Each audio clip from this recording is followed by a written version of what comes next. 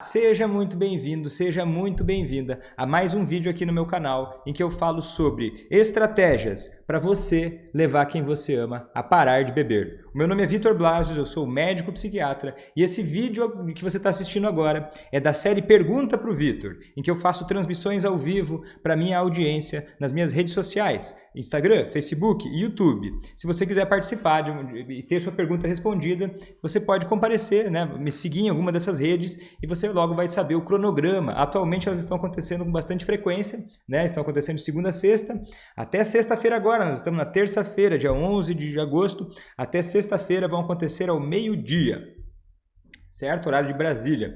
Olha só a pergunta da Maria. Ele acha normal beber todos os dias e finais de semana. Tem 38 anos. Como trazer para a realidade? Pega só essa pergunta, pega a sacada que tem por trás aqui, ó. Quando você começa a pensar que essa pessoa que você ama, por mais que ela esteja se comportando de uma maneira que você não concorda, por mais que ela esteja se comportando de uma maneira que você acha destrutiva, e de fato traga prejuízos, e você quer que ela mude o comportamento, você quer que ela passe a ter um comportamento diferente do que ela está tendo. Primeira coisa que você precisa fazer é ter noção do seguinte, ter claro para você o seguinte, que a realidade não é de ninguém. A realidade não é a sua. Como é que eu faço para trazer ele para a realidade? Que realidade? Ele está vivendo a realidade dele. Você tem a sua realidade. E qual realidade é a melhor, a realidade mais exata? É a síntese das realidades. Se você já assumir que a realidade é o que você quer e é como você enxerga o mundo, automaticamente a outra pessoa vai tender a quê? A se fechar para você. Porque se você não tem abertura para enxergar o que tem de verdade, mesmo nos erros que o outro está cometendo, o que tem de real no que o outro está cometendo, dificilmente ele vai mudar o comportamento dele. E o ponto aqui não é encontrar uma realidade mais real que a outra, porque senão vira um raciocínio totalmente improdutivo em busca de quem é melhor, de quem tem razão. E isso costuma fazer todo mundo perder. Então a ideia que eu te daria é a seguinte, olha só. O filho tem 38 anos, ele bebe todos os dias os finais de semana. Por que isso? Por que isso dentro da realidade dele parece interessante? Por quê? Qual é a lógica? Na medida em que você se abrir para tentar entender essa lógica, pode ter certeza que você vai começar a encontrar várias oportunidades de também fazer ele se abrir. Porque não tem como abrir o diálogo ou abrir a perspectiva sobre o que o outro está fazendo quando você fecha a sua para uma única coisa fechada e irredutível. Certo? A realidade minha é a realidade, então você tem que começar a absorver, a admitir a minha realidade, porque eu tenho razão, e daí começa a falar para ele, experimenta, como não fazer isso? Começa a falar para ele que ele está fora da realidade, que você tem razão, que você por ser mãe dele, você é melhor do que ele, porque ele por ser mais novo que você, ele é incompetente demais para enxergar o que é melhor. E experimenta que resultado vai ter. Certamente, talvez obviamente para você, esse resultado vai ser desastroso, catastrófico, ou na pior das hipóteses, ou até pior. Ele pode concordar com você. Ah, não, é verdade, mãe. É verdade. E se anula. E pelas suas costas faz o contrário. Porque talvez ele comece a já perceber que não adianta falar com você, você não escuta. Na experiência dele, foi uma experiência de que você não escutou. Você está só preocupada com o que você acha melhor e não com como ele enxerga a vida, o que é interessante para ele, o que pode ser interessante para ele mudar e o que pode ser ruim dele seguir fazendo como ele está fazendo. Porque se a vida for uma busca pela verdade, eu tô fora. Eu tô fora. Se a vida for uma busca pela realidade, eu tô fora, Maria. Eu tô fora. Não me convida para esse jogo. Porque para mim a vida tem muito mais do que só a verdade, a realidade. Nós não somos máquinas de enxergar a realidade. A vida tem sentido, propósito, realizações, valor, aquilo que você faz na sua vida. E é o sentido que cada um dá para a sua própria existência que eu acho que é mais importante até do que a realidade. E isso se torna a realidade. Que tudo que você acredita se torna a sua realidade. E a minha realidade não é melhor que a sua. E nem a dele é pior. Mas de alguma forma, se você quer convidar ele para viver coisas melhores na vida dele, você vai precisar abrir a cabeça. Eu diria mais, Tânia, existem 3 verdades, a minha, a sua e a verdadeira. Eu acho que não existe uma verdade, na minha opinião, na minha visão. Não foi eu que inventei isso, isso é uma visão dialética da realidade. que vem da terapia comportamental dialética, que diz que, olha, tem uma realidade que é a sua forma de enxergar, tem a do outro, e a busca não é pela realidade universal, que não existe. Ela é a busca pela síntese, pelo encontro entre a sabedoria de cada um. Quando a gente presume que não existe sabedoria no outro, a gente cria uma tensão oposta à mudança. Aí a tendência é que a pessoa não escute e você passe a colher um relacionamento cada vez pior. Isso é um terreno fértil para o alcoolismo se estabelecer. É um terreno fértil. Geralmente quem diz que tem a verdade, no final das contas é o quê? É uma pessoa que tá convidando você para um raciocínio de dominação. É a verdade, eu sei o que é a verdade é isso que você tem que seguir. É um raciocínio de dominação, né? Ó, Vitor... Minha amiga acha que não tem jeito, que o marido dela só para se for para o médico. Tá bom, tá bom. O que vai acontecer com a sua amiga? Ela vai viver de acordo com o que ela acredita. Se ela acha que não tem jeito, que ele só para quando for para o médico, ela vai viver de acordo com o que ela acredita. E ela vai fazer o quê? Vai ficar esperando. Talvez, né? Imagino eu que ela vai ficar esperando. Vai ficar esperando. E se não der certo, se ele não for para o médico, ela vai dizer, viu? Não deu certo, eu não tive nada a ver com isso. É mais leve assim, talvez, né? Talvez seja uma forma de se tranquilizar, né? Ah, só vai quando for para o médico, eu não tenho nada a ver com isso. Nem para o mal, nem para o bem, né? Ok? Ok. Se ela estiver cansada de esperar, fala para ela começar a assistir as lives. Durante recaídas, bem frequentes ultimamente, para não brigar, eu ignoro. Pode? Depende. Depende. A ideia é ser construtivo e resolver o problema. Quando essa pessoa está embriagada, está intoxicada, quando essa pessoa está embriagada, está intoxicada, não vai fazer muito sentido você nem brigar e nem fazer nada, nem conversar. Mas agora, em momentos de sobriedade, será que só ignorar vai ser construtivo? Eu acho que não. Eu acredito que não, né? Porque só ignorar, a mensagem fica pouco clara e quebra um elemento que é o oposto ao alcoolismo, que é a conexão. Né? Então eu acho que talvez tem que ver se isso é construtivo. Né? Olha só, após o internação voluntária em janeiro, agora ele tem ciclos de recaída 2 vezes por semana desde maio. É possível? Não. Não é possível. Sabe por quê? Porque esses não são ciclos de recaída. Ah, o fulano recai 2 vezes por semana, fulano recai todo dia. Não são ciclos de recaída, é uma recaída só. É uma recaída só. É isso que está acontecendo. Desde janeiro, ele tem ciclos de recaída 2 vezes por semana, ele está recaído. Meramente isso, não é? Ah, ele recai, outro dia recaiu, outro dia recaiu 2 vezes por semana, já é muito, né? Como é que você vai entender se a pessoa está recaída ou não? Não é nem se ela bebeu ou não. A pessoa pode estar recaída e você perceber isso antes dela beber. E ela pode estar bebendo e de fato não está numa recaída. Que daí é um lapso. O que vai determinar isso? É o estágio da mudança que essa pessoa se encontra naquele momento. Por exemplo, ele está bebendo 2 vezes por semana desde maio. Desde maio não conseguiu fazer nada para evitar beber na semana que vem? É difícil acreditar que isso é possível.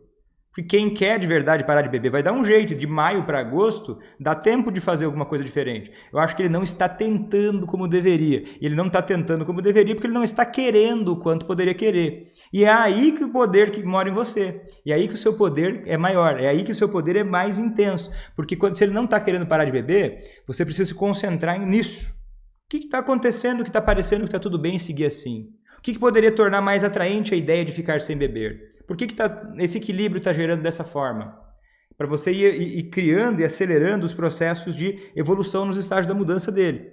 Porque daí não é recaída, certamente ele está aí na contemplação, preparação, ele está aí meio que testando, vê até onde dá. Porque a maior parte dos alcoolistas, né, e qualquer pessoa, gostaria de fazer várias coisas sem ter nenhuma consequência negativa.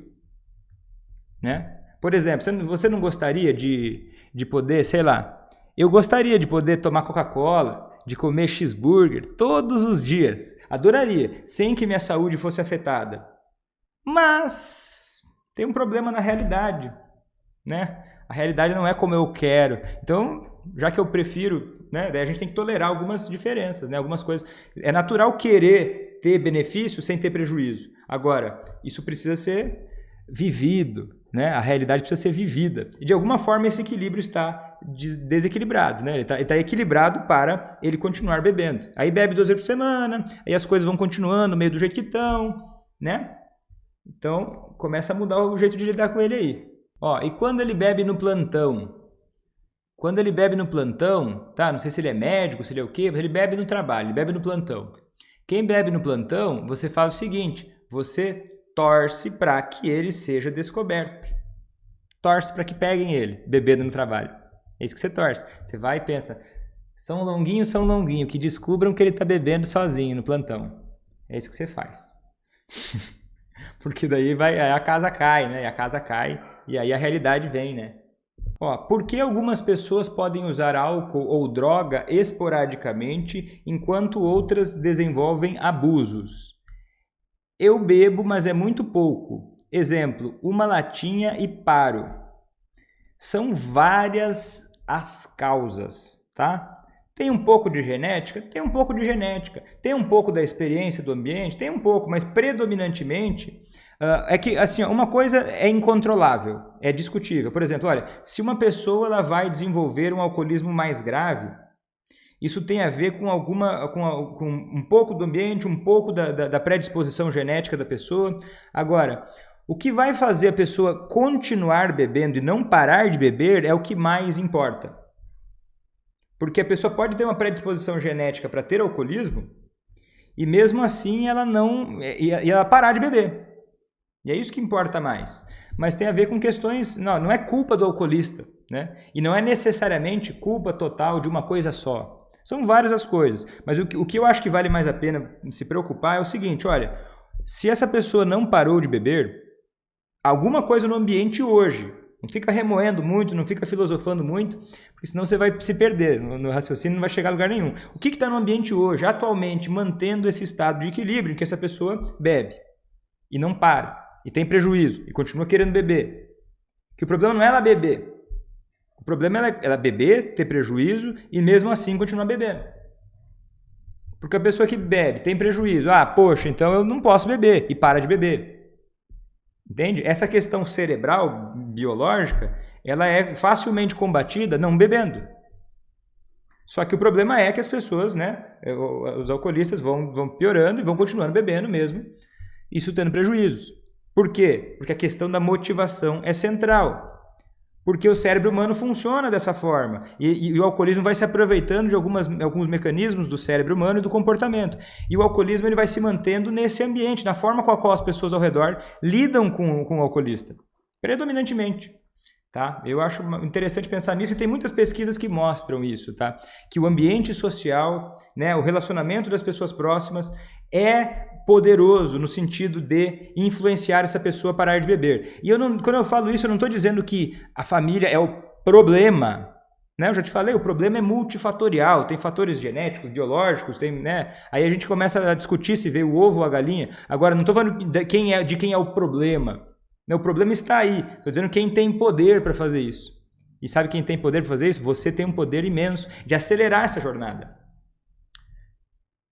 De fazer essa pessoa parar de beber. Ó, a pergunta, como abordar o alcoolista quando ele fica sóbrio, depois de beber muito por muitos dias? Depende de muita coisa, Rita.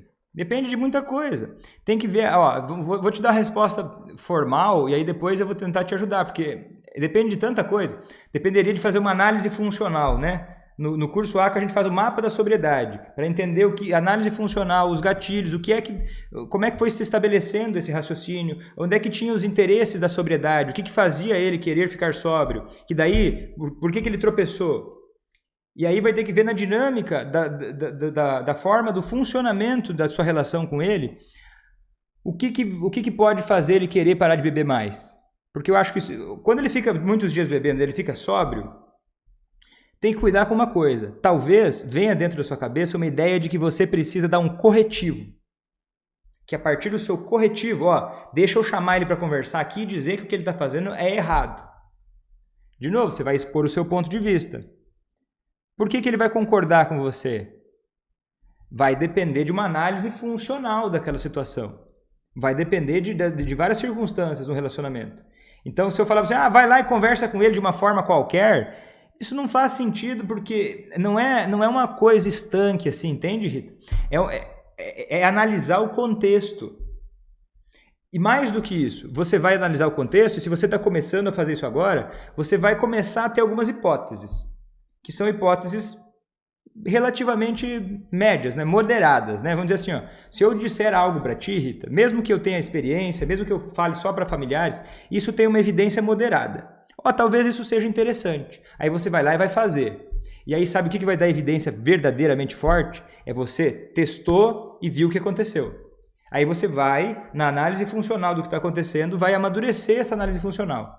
Olha, eu fiz isso e deu aquele resultado. E você vai começando a mapear o que dá certo e o que não dá tão certo, com uma evidência excelente, com uma evidência extrema. E aí você ganha real domínio sobre a situação.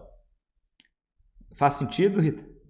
Não tem, né? Se quer fazer de verdade, parar de beber, eu acho que essa é a forma mais rápida e mais sólida. Porque se ficar tirando, agora eu vou abordar assim, agora eu vou abordar assado, sem ver o resultado que isso gerou, sem analisar o que pode fazer essa pessoa querer parar de beber, ou o que está mantendo ela bebendo, vai ser só um chute no escuro, entende? Como é que eu vou abordar ele? Já sabe como não abordar ele, né? Chegar cheia de razão, chegar querendo tirar satisfação, chegar aconselhando, querendo dar conselho para ele, ou palestrando sobre o quanto ele é uma pessoa lixo, né? Que, nossa senhora, meu Deus do céu, tinha que ter vergonha de estar bebendo. Porque o alcoolismo ele se alimenta de sentimentos negativos, do tipo medo, culpa, vergonha e raiva. Tanto o seu quanto do alcoolista. A Caroline, então, tem uma experiência da Caroline, tá dizendo que tem conseguido fazer o esposo pensar e até falar na possibilidade de parar de beber. Como? Atingido, mostrando as consequências do excesso dele, vergonhas que ele passa. Né? Se isso, conversando sobre o que acontece, né? E se for do interesse dele, se ele concordar com o raciocínio que você tem, ele vai pensar e aí ele vai querer parar de beber, né? Mas daí não é só o que importa para você. Por exemplo, ele passa vergonha, né, Carolina? Você está dizendo que o seu esposo ele passou vergonha, daí ele descobriu que ele passou vergonha e aquilo ali mexeu com ele, porque ele se importa com isso. Aí vocês já estão falando sobre algo em comum entre vocês. Sobre uma motivação que já existe dentro dele e você está iluminando. E aí ele olha para isso e ele, é verdade, meu amor, é verdade, você está me chamando a atenção para algo que eu me importo. E na medida em que eu me importo com isso, eu vou comparar isso ao que eu estou fazendo. Né? E aí eu vou querer mudar. Mas isso é possível porque existe uma concordância de vocês entre o que incomoda no comportamento atual dele. Né? Testa o resultado, é isso aí. Entende? É a parada.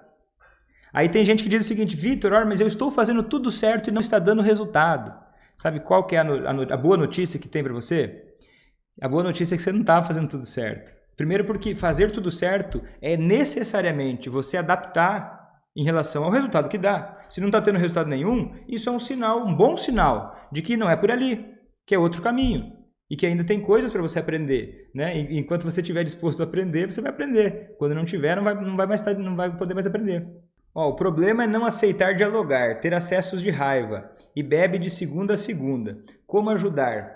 Aí tem muitas formas que não precisa ser na base da fala, né? Tem muitas coisas que não precisa ser a base da fala, tem a base do comportamento também, né? O que você faz quando ele bebe, o que ele faz? Você faz reforçadores alternativos, né? Como é que fica o relacionamento em outras partes? Como é que está a questão financeira? Deve ser fazer um scanner nos cenários da mudança, né? O que fazer se a pessoa não aceita ajuda e nem dialogar? Mas não esperar que ela aceite ajuda e não esperar que ela queira dialogar. É a mesma coisa fazer o seguinte, olha, como é que eu atraio? Você tem que pensar o seguinte, como é que eu atraio a atenção dessa pessoa? Como é que eu atraio a atenção? Você tem que pensar isso, você não tem a atenção dessa pessoa, ela bebe o tempo todo e ela não aceita nem ajuda nem dialogar. Então como é que você pode atrair a atenção dessa pessoa? E você pode atrair a atenção dessa pessoa de duas maneiras gerais. Uma é deixando de fazer algo que ela esperava que você fizesse para compensar problemas que ela gerou. Tipo assim, aí tem que ver o contexto. Será que tem algum contexto assim que você poderia deixar de fazer algo que não é sua obrigação para que essa pessoa percebesse que não é bem assim, que você não é gratuita? Ou existe algo que você possa fazer para chamar essa atenção dessa pessoa? Algo positivo que ela possa querer, caso fique sóbria? Tudo vai partir de você parar e observar. Quem sou eu? O que eu quero? Quem é essa outra pessoa? Ela não aceita ajuda, não aceita dialogar? Tá, onde é que está o equilíbrio? Onde é que estão os interesses dessa pessoa? Onde é que dói? Onde é que é o calo dela? Onde é que estão os sonhos dela? Vitor, mas ele é insensível para tudo e ele não sonha com nada. Sim, ele morreu. Ou você parou de escutar ele, ou ela, de tanto ficar pensando nos seus julgamentos. Olha só, Tânia contando aqui, ó. Fiz o que você propôs. Boa, Tânia, boa. Joguei todos os vinhos que eram meus e ele ficou apavorado. Falei que só jogaria as minhas bebidas. Por incrível que pareça, ele diminuiu a quantidade e hoje ainda não bebeu.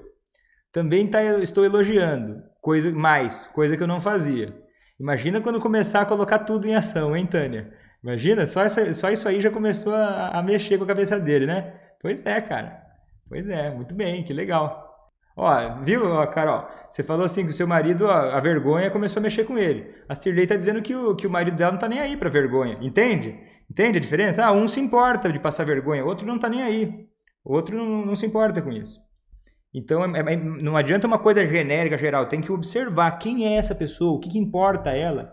Ó, doutor, coloquei seus conselhos em prática. Estava melhor o convívio, só que ele não diminuiu o álcool. Ah, não colocou em prática, hein? Truco. Bota na comunidade lá, depois me diz o que você fez. Não tem como, né? Se você colocasse em prática tudo que eu te falei, que eu lembro da nossa conversa, não teria como. Não tem espaço, seria impossível, né? Só que coloquei tudo a perder um dia que ele chegou muito bêbado. E como começar de novo? Mapa da sobriedade, automonitoramento. Tem segredo. O segredo é que não tem segredo. Tá lá, mapa da sobriedade, automonitoramento. Dá uma olhada lá. Se você fizer, não, eu só vou ficar de cabeça e vou começar a seguir um conselho ou outro aleatório. Mapa da sobriedade, análise funcional, automonitoramento. Daí coloca lá,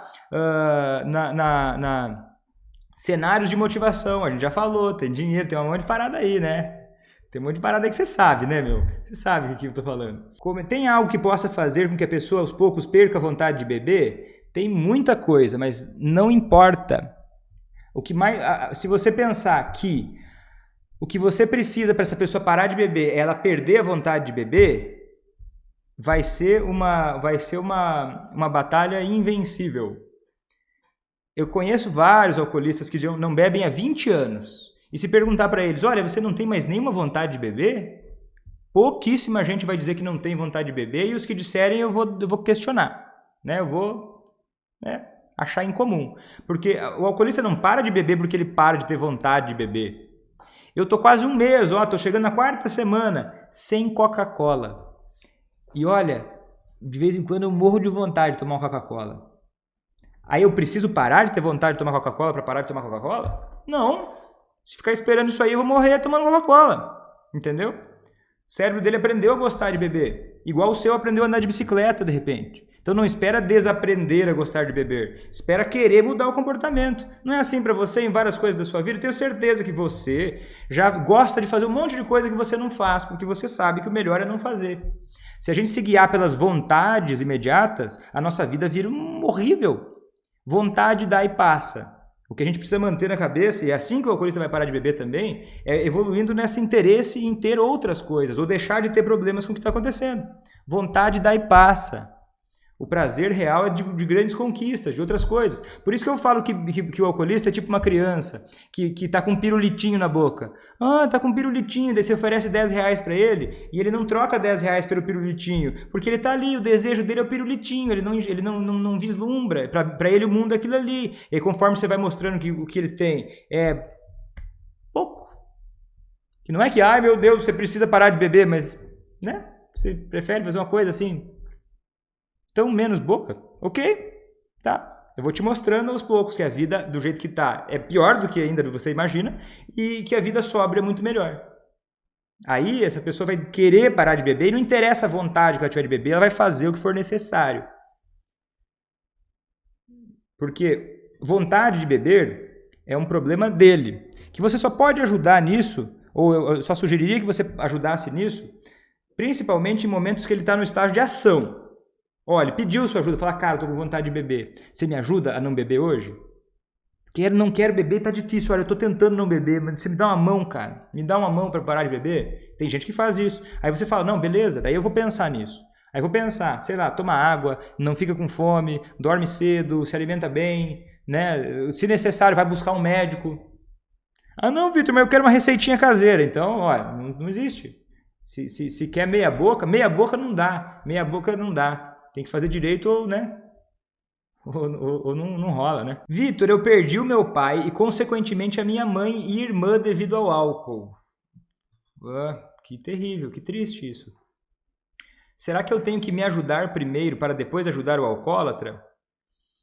Por que uma coisa é separada da outra na sua cabeça? Na medida em que o alcoolismo de alguém que você ama é um problema seu e você sabe ajudar essa pessoa do jeito certo, você não vai se sacrificar na jornada. Então, por que escolher entre se ajudar e depois ajudar o alcoólatra? Eu acho que o caminho ele é na mesma direção. Eu entendo isso como o mesmo sentido. Né? Porque no meio do caminho de ajudar, de fazer quem você ama parar de beber, existe algo que não é opcional. Que não é opcional. Se você não fizer, você não vai ter tanto sucesso para fazer quem você ama parar de beber. Não é opcional. Que é cuidar de si, né? Que é cuidar de si. Inclusive, é um exemplo para o alcoolista. Como é que eu vou mostrar para uma pessoa que a vida pode ser boa mesmo sem álcool, se a minha vida é uma droga? Se a minha vida é miserável? Vai parecer que beber é melhor, e não é verdade. Entende? Então, cuidar de si e fazer quem você ama parar de beber é um caminho que vai na mesma direção. E na minha percepção também que, olha, enquanto você sofre com o alcoolismo de quem você ama, é um sofrimento seu. É um dos problemas que você tem. Você pode priorizar o que você vai fazer, né? Mas enquanto isso existir e você se importa com isso, isso é um problema seu, né? Então fazer isso também é cuidar de si. Eita, olha só. Sou super mãe. Tento ajudar em tudo. Se eu usar a estratégia de mudar de casa, isso ajudaria? Eu não sei o que você chama de super mãe. Não sei o que você chama de supermãe. Para você, supermãe pode significar um monte, né? Pode não significar o conceito que eu tenho de supermãe. Tento ajudar em tudo. Eu também não sei o que você quer dizer com ajudar em tudo. A maior parte das vezes que eu vejo alguém dizendo que, olha, eu tento ajudar o alcoolista, daí eu vou descobrir o que a pessoa faz, ela faz tudo errado. Pelo menos tudo que eu não concordo, né? Tudo que eu não concordo, tudo que eu acho que atrapalha, tudo que eu vejo que atrapalha. E a prova real disso é que continua bebendo, né? A prova real disso é que continua bebendo. Agora, mudar de casa vai ajudar? Colocar fogo na casa é a melhor forma de se livrar do rato? Não adianta mudar de casa se você não muda a sua cabeça, né? Se você está começando a pensar que a estratégia, o próximo passo é mudar de casa, é impossível que esse seja um passo que ajude? Eu não acho que é impossível, mas eu acho altamente improvável. Altamente improvável. Você vai continuar enxugando gelo, né? Porque se você está pensando que, mudar de casa, sou super mãe, sou super protetora, eu não sei como é que é, tá? Eu não vou dizer que você é ou não é, porque eu não te conheço, né? Não te conheço ainda. Mas, geralmente, quando eu gosto, ainda mais para as minhas alunas, a gente ter muita clareza, tá? Tem muita clareza no que vai dizer. Quando tem umas que falam assim, ai, Vitor, eu sou super protetora. Nunca mais fala isso. Por quê? Porque quando você diz que você é super protetora, você começa a falar algo que parece bom, mas que é ruim. Você está matando o seu filho. Ah, mas eu sou super protetora. Não, você é péssima protetora. Porque na medida em que você examina isso com realismo, aí você pode olhar realmente para quais atitudes com clareza vão levar ao seu objetivo e quais não vão. Porque daí você vai lá e veste a camisa. Super mãe, mas não faz nada direito. Olha, de acordo com o seu próprio critério. Aí você vai definir. Se você colocar como critério ser super mãe é fazer coisas que não levam seu filho a parar de beber, e esse é um objetivo seu, que daí o objetivo que você tem para sua vida diz respeito a você começa a criar na sua mente, você começa a criar até no seu emocional um estado de espírito de equilíbrio no errado. O errado fica fácil, o errado fica atraente. Aí eu sou super mãe, por quê? Porque eu dou dinheiro, não sei, você não falou, né? Não te conheço, de novo, só estou usando o seu exemplo para falar sobre esse conceito. Eu dou dinheiro para ele beber, eu não deixo ele passar nenhum desconforto nunca. Isso não é super mãe, né? Na minha cabeça. Na minha cabeça, um pai, uma mãe, um professor, um marido, uma esposa, um amigo, é aquele que não faz só o que é agradável. É aquele que se preocupa também com o seu crescimento. Mesmo que isso seja desagradável para quem faz. Mas esse é só o meu conceito. E eu acho que pensar assim ajuda a conquistar os objetivos que você tem. Vocês gostam, né? Que eu ligo o modo paulada, né? Quando eu começo a falar assim, começa a subir o coraçãozinho. Não sei porquê, parece que vocês gostam que eu falo algumas coisas direto, assim, né? É porque eu acho que esse tipo de coisa cria um estado mental de enganação para si. Enquanto você achar que o melhor que você pode fazer na sua vida é ficar se enganando para se sentir mais confortável, a vida vai saindo do seu controle. Porque você começou a confundir os conceitos na sua cabeça. E a falta de clareza, na minha percepção, é o maior causador de dor que existe na vida. A falta de clareza. A falta de especificidade naquilo que você pensa. Meu pai vai ao psiquiatra, não vai ao psiquiatra, pois tem certa rejeição a medicamentos. Acha que vão dopá-lo. Olha, primeiro eu também teria medo de ser dopado, né? Ser dopado não parece uma coisa legal, então eu validaria, falaria, olha pai, faz todo sentido você ter medo de ir no psiquiatra, já que você pensa que vão te dopar. Você tem certeza que vão te dopar, e aí você não quer ir no psiquiatra porque você tem medo, né? Vão te dopar, e aí você vai fazer o quê? Ok, valida, você tem medo, você está apavorado, porque você não entende. Você não entende, né? Você imagina. Sei, se fossem te dopar, eu concordaria com você. Ficar dopado não é interessante. Mas agora, nem sempre esse é o problema. Às vezes esse problema é só uma desculpa, é só uma justificativa, porque a vontade de mudar não é tão grande assim. Mas deixa eu te dizer uma coisa, tá? Deixa eu fazer um advogado do diabo aqui. Não é obrigatório para todos ir para o psiquiatra. Não é uma condição obrigatória para todo mundo. Não é o único caminho. Não é. Eu acho que o caminho, assim, o caminho que vale para todos, e ele mesmo assim ele não é rígido, mas o caminho que vale para todos é pensar na motivação para parar de beber. Porque enquanto existir motivação para parar de beber, os caminhos que vão ser escolhidos, a diferença é pequena. Porque a pessoa que quer parar de beber, ela vai fazer isso através de, se ela precisar de um psiquiatra, ela vai romper essa desculpa que ela está dando, ela vai fazer acontecer.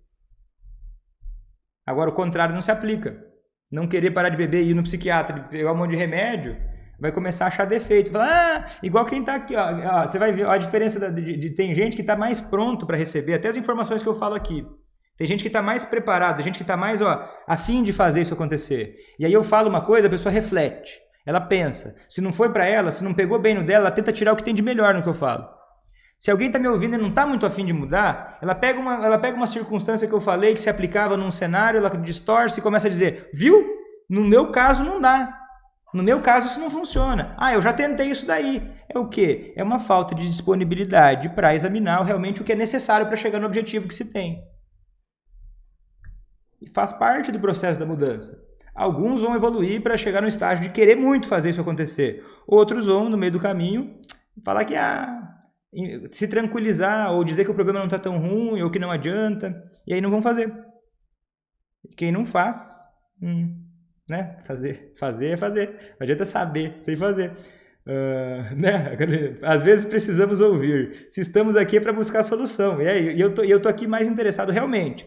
Eu sei que tem gente que vai me ouvir e não vai gostar, e olha, mas eu tô realmente aqui querendo fazer vocês terem resultado, né?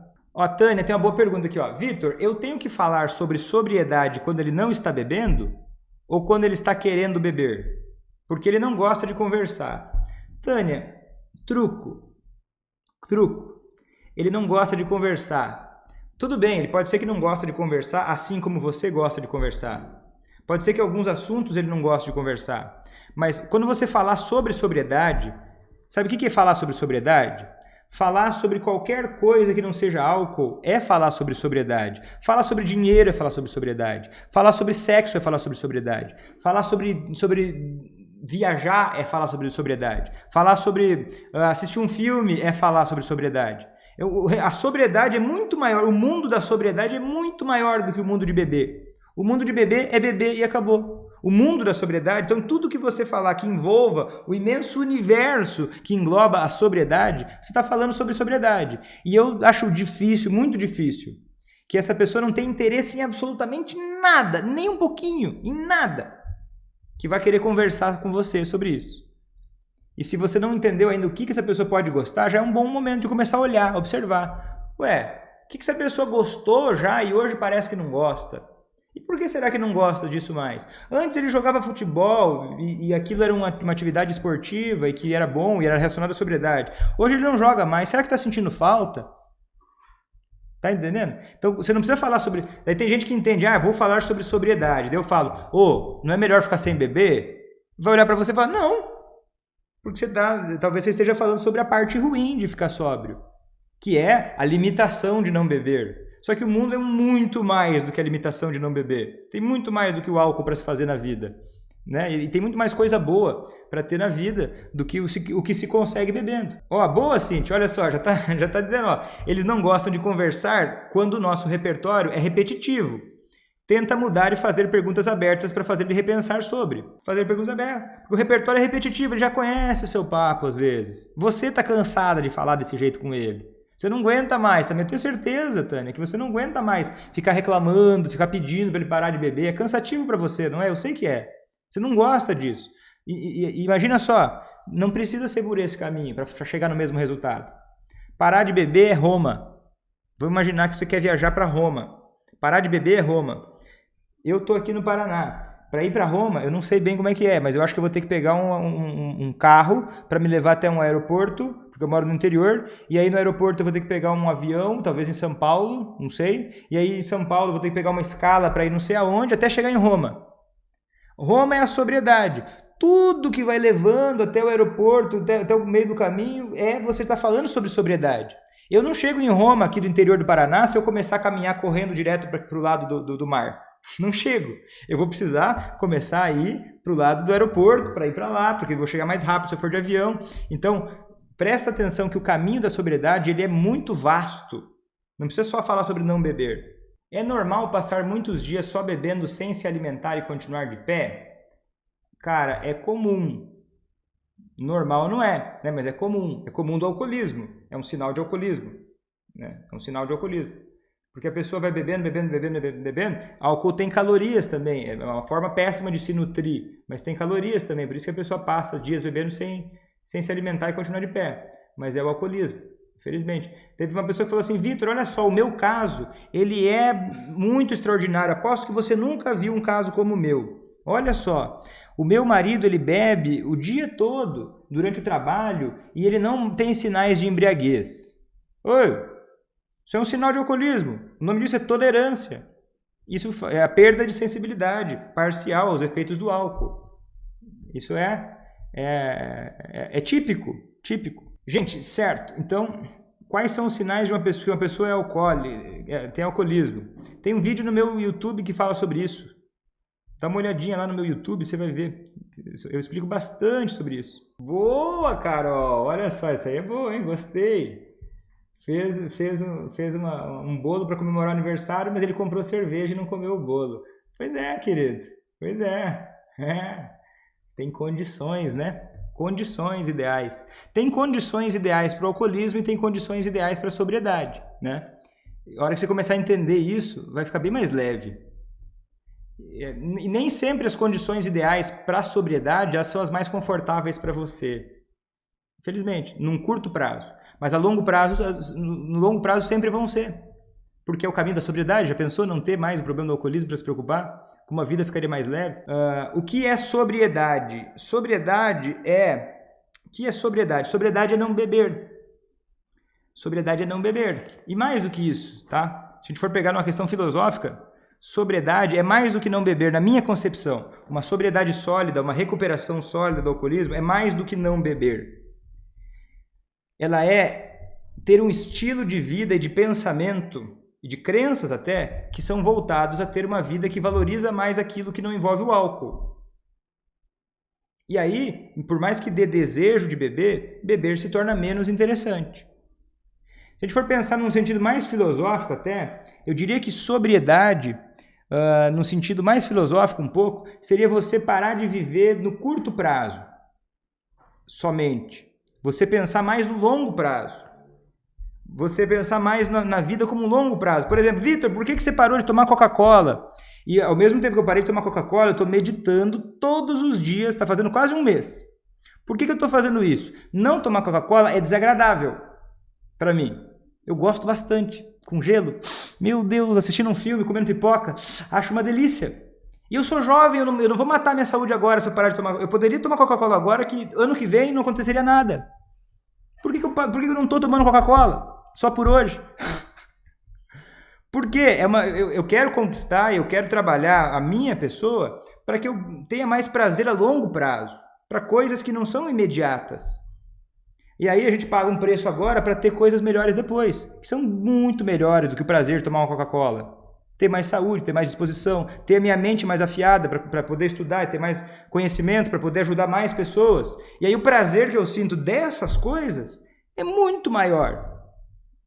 Por mais que ele não é tão agradável a curto prazo, às vezes. Tá entendendo? Isso que para mim, na minha cabeça, a sobriedade tem a ver com isso. Com uma certa postura sua de querer muito mais da vida do que só um prazer imediato. E uma coisa que me fez gostar muito de trabalhar com o alcoolismo, com dependência química, e até chegar aqui, até onde eu estou falando com vocês, tem a ver com como a vida das pessoas que se recupera fica. Uma pessoa que para de beber, essa pessoa, ela é especial. Qualquer um pode ser especial. Mas a pessoa que faz isso, ela tem algo a mais. Ela já mostrou para a vida que ela é capaz de fazer coisas extraordinárias. E a vida com uma pessoa assim tende a ser também extraordinária. Só que é igual o resto da vida. Para você poder aproveitar isso, você precisa ter habilidade de poder despertar esse lado especial. E você também está numa posição especial. Você ama uma pessoa que, porventura, por azar, por alguma coisa do destino, tem alguma coisa que fez ela ter o alcoolismo. E olha, ninguém está livre de ter alcoolismo, não. Eu não estou livre. Olha, nunca. É impossível o Vitor virar alcoolista? Não. É impossível a Sandra virar alcoolista? Não. Ninguém está absolutamente livre de virar alcoolista. Agora, o problema é a gente não saber lidar com isso, caso isso aconteça, com alguém, com a gente ou com alguém que a gente ama. Certo? Foi um grande prazer. Tudo de bom para vocês aí e até hoje à noite. Tchau!